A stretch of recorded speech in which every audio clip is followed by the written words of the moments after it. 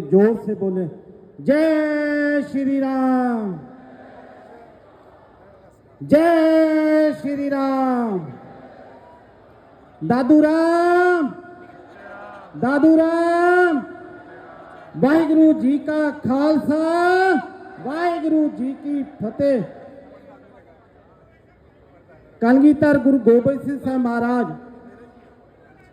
एक बात बोलते हैं, कहते जिसकी जुबान ते फतेह उसकी मैदान विच फतेह। गज के गजाओ वाहिगुरु जी का खालसा, वाहिगुरु जी की फतेह। दादू जी महाराज के साथ हमारा रिश्ता नहीं, हमारे गुरुओं का रिश्ता है, उस परमेश्वर का रिश्ता है। क्योंकि गुरु गोबिंद सिंह साहब महाराज जब दक्खन को गए, हजूर साहब गए, तो जहां दादू जी महाराज के पास होकर गए।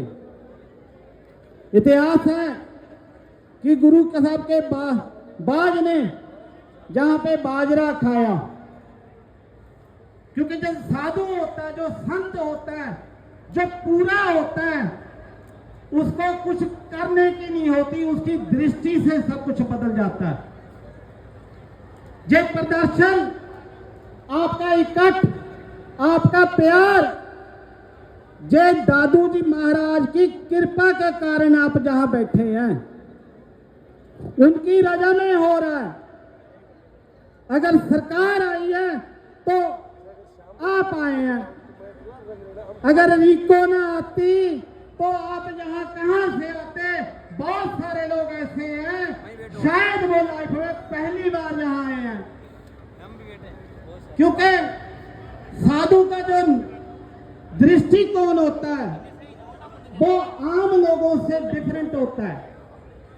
उनकी सोच, उनका कार्य, हर साधु का आशीर्वाद एक समाज को एक नई जीवन देता है, एक नई किरण देता है। आप दादू जी महाराज के पास सबने बड़ा जोश भरा। सरकार कहेंगे हर एक व्यक्ति के अंदर एक जोश है कि हम रिकू को जहां से भगाएंगे, लेकिन सबसे बढ़िया अरदास, प्रार्थना।